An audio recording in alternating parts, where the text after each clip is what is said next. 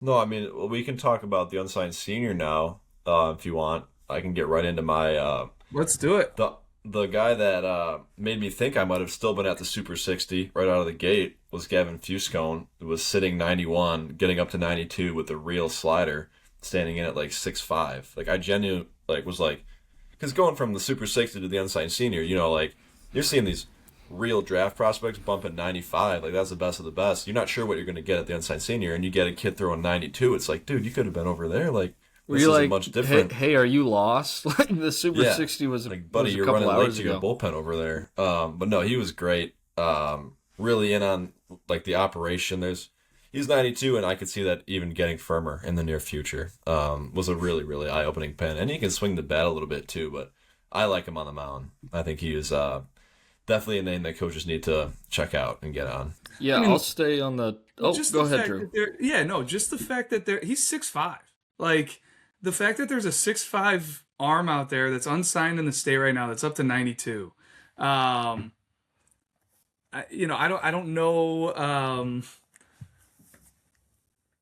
I guess it's just there's probably more guys out there like that, and to those players, like be patient.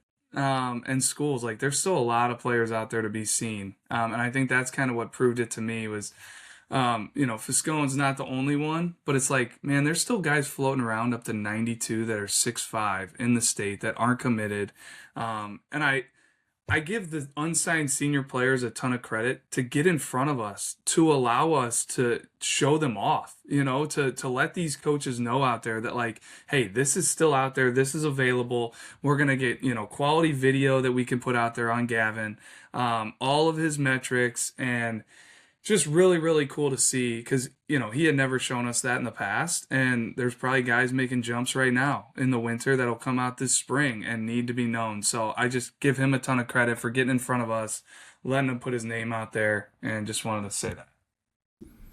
And I'll stay on the topic of arms because I had two really good ones that I'm very high on after this event. The first one being Cormac Saunders. I said you were going to hear about Homewood Flossmoor quite a bit this segment, and he's just the first of a few guys that showed really well for the Vikings at this event. Like, uh, for me, like 4 pitches for strikes, in real feel for all 4 pitches. His fastball was 84 to 86, but it was like really heavy through the zone with sink. A guy that, with that type of pitch in that conference, like I could see him missing a ton of bats. His curveball was 71 to 72. Ton of spin here. Actually led the event both in max RPMs at 2671 as well as average 2578. So a real feel for spin there with the curveball. The slider he could spin it a little bit as well. Like was sitting at 75. It was shorter bite, whereas the curveball to me was kind of that true 12.6. But the slider topped at 2432 on spin, averaged 2363. And then he was also mixing in a changeup, another pitch that had some heavy sink to it, but was absolutely killing spin with the changeup. Was averaging less than 1,000 RPMs on that pitch. So really liked Cormac, and I know that's a guy that's done well for HF for years now. Drew, I don't know if that's the angle you're going, but Yeah. feel Well, free. we talked to Coach Marcus Rogers at the IHS BCA convention, and he mentioned, Cormac was super, super clutch for them last year. And I'm ticked because I don't know the exact number off the top of my head right now, but he went some crazy amount of innings without giving up a run last spring. So like for any coaches out there that want a performer that's got a ton of feel to pitch, and I think he was also raving like he was willing to go into any role that they needed him to go into, whether it was starter, reliever, throw, every other game, be that lockdown closer for him. Like, man, people need to know about Cormac Saunders, so I love that call out.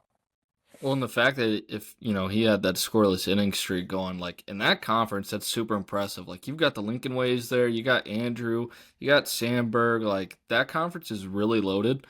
So kudos to him. My last arm I want to touch on is Luke Arroyo, left-hander out of St. Lawrence. Lot to like here with the frame. He's got long levers, young look in the face too. So like this kid hasn't even really matured physically yet.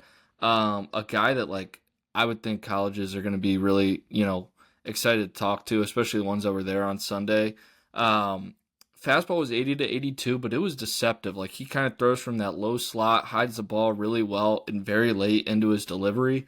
And then was tossing in a curveball that I really liked. It was 69 to 70, but kind of had some sweep to it. It was honestly like reminding me, just being a Reds fan, like watching Nick Lodolo pitch, like where the arm slot and how the ball comes out, it looks very similar. And then he was also mixing in a changeup, rounding out his mix at 75 to 77. To me, I really like the changeup, and I think was probably his best off-speed offering, a pitch that looks like it could really cause some swing and miss. So excited for Luke and excited to see if we can see him pitch this spring for St. Lawrence. But, not to get too far ahead of ourselves, but like a team that's really vying for that preseason number 1 slot for us in the Power 25. And like the fact that they have this kid, waiting in the wings is, another embarrassment of riches there for St. Lawrence. Absolutely. They barely lost anybody off their state championship team, and they had Tristan Stager behind the plate, a left-handed hitting catcher, and Luke Arroyo, like that's, man, they got a lot to like going into 2026. And Pete, you mentioned it, getting into the unsigned senior, like you weren't sure if you were still at the Super 60 or not. Like when we got into hitting, I felt the same way with Asher Cantu. Asher Cantu from O'Fallon, he's a catcher. Really, really looks the part. Like his frame would have been one of the more impressive frames at the Super 60. He's 6'4", 222. Put on an absolute show in BP, in my opinion. Like it was loud. Max EV at 107.8. He averaged 97.7 off the bat. Furthest batted ball went 401 feet. Also had a 73.5 average bat speed, and like was on the barrel like consistently. It was really impressive. It was super loud. I'm really excited to see what kind of senior season he can have for O'Fallon. He should be right in the middle of that order. And definitely, in my opinion, like has to be one of the top left-handed power bats still on the board. Like, yeah, in Illinois, but shoot, I'd venture to say in the Midwest. You don't find power like that just floating around anywhere with that kind of frame and the way he was just living on the barrel. And he's a guy like we've seen perform in game. So he drove all the way up from O'Fallon. So huge shout out there to Asher. Like also played tight end for the football team this year. Just seems like a hard-nosed kid, a guy that any program would love to have on their roster. And excited to see if he can punish some balls this spring and to see where he ends up and what his future looks like. Yeah, totally agree. Like it was super loud, with big juice, and the defense was good too. It was solid. It was clean, clean footwork, clean arm. I think he was around like a 2-1 down the second, not cheating it. So quality defense was showing from him. But one guy I want to touch on really quick is Ryan Coven from Yorkville. Now he's a guy that we have seen a handful of times over the last like 6 months or so. And each time we've seen him, he's gotten better. He's a left-handed pitcher. First time we saw him, I think, was maybe in the summer. He was like 77-ish. And then we saw him in I believe the fall. It was around 80-ish. Now he's bumping 85. So it was just a really just felt genuinely happy and like good for that kid. Like the work he's putting in is showing, like he's getting stronger. You can tell the gains are clearly like actually coming to fruition, and like he's making jumps right in our own eyes. And it's just really one of those moments where like you just sit back and you're like, man, I'm like genuinely just happy for this kid. So I wanted to shout him out.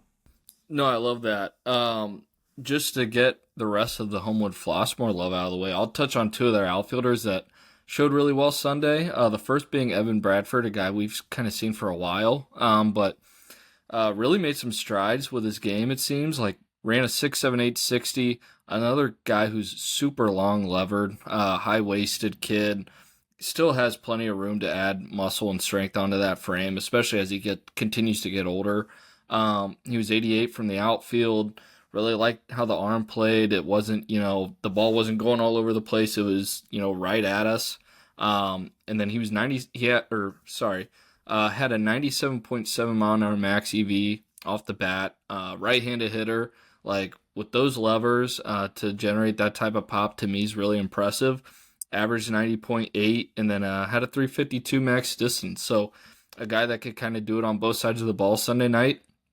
And then also in the outfield for Homewood Flossmoor, we had Calvin Stuckey Jr. out at the event, and ran a 6.61, but just a really athletic kid, it seemed, on both sides of the ball. Had a clean athletic swing, middle of the field approach from the right side, was 85 from the outfield, and was also clean and athletic defensively. So just two guys out of HF that like going to have to keep monitoring, and I would think schools are going to be interested in.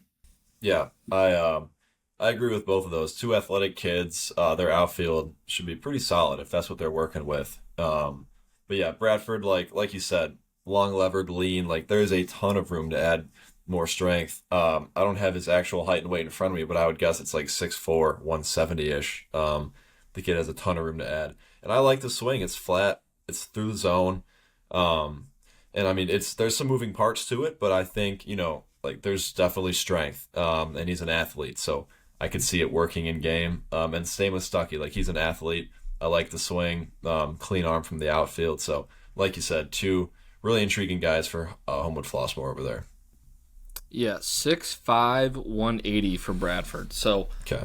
really impressive frame there. Last outfielder I want to touch on is Ahmad Garrett. Actually, we had our guy Charles Frady told us to keep an eye on this kid, and did not disappoint. Strong, physical-looking kid.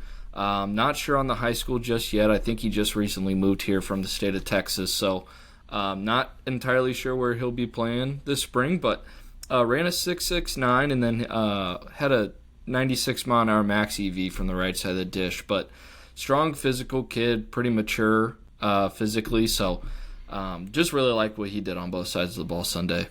Yeah, definitely looks like he's in the weight room a lot. Like you said, like he's got that strong right-handed swing. Definitely tries to lift the baseball, but he's strong enough to do it. Like he gets away with it. That's his style. Like he's trying to lift the baseball and do damage. And yeah, like he can run. He can play the outfield. I think the arm was like in the low 80s off the top of my head. It was pretty clean. Definitely serviceable out there. But yeah, Charles Frady, shout out to him. Gave us a little heads up on him, and he definitely looks like an intriguing guy to follow. I actually had a few guys written down as well. Noah Gaeto from Evanston, just another clean right-handed hitter. He was actually up to 99 miles an hour for the EV and averaged 90, so one of the better rounds of the day. Clean, liked it. Same with Greg Rueda from DePaul College Prep. I remember Drew walked up when he was hitting, and he kind of commented, he's like, oh man, DePaul's got some guys. Like, I thought it was loose and handsy, fluid. Like, I like the look of it, like the operation, some feel to hit. Definitely some upside there. And then, three more guys that I thought took good rounds of BP. I'm going to butcher this name, I think. Zach Wojtas from St. Edward. Just another flat athletic swing with athletic hands. Gets extension through the zone, whole field approach with feel to hit. Jack Thompson III from Johnsburg, balanced mid-90s exits, flat with a line drive approach, like the round, up to 95 for the EV. And then Andrew Schroeder from Lyle, really physical round of BP, up to 100 miles an hour. Just one of those like easy, simple, gets to his strength easily type kids. Was able to lift the baseball. So yeah, it was a solid overall day with hitting. Like I came away really happy with the turnout. Same with the coaches turnout. I thought there was a good amount of coaches there, and I thought there was plenty for them to look at. So it was an overall successful day in my eyes.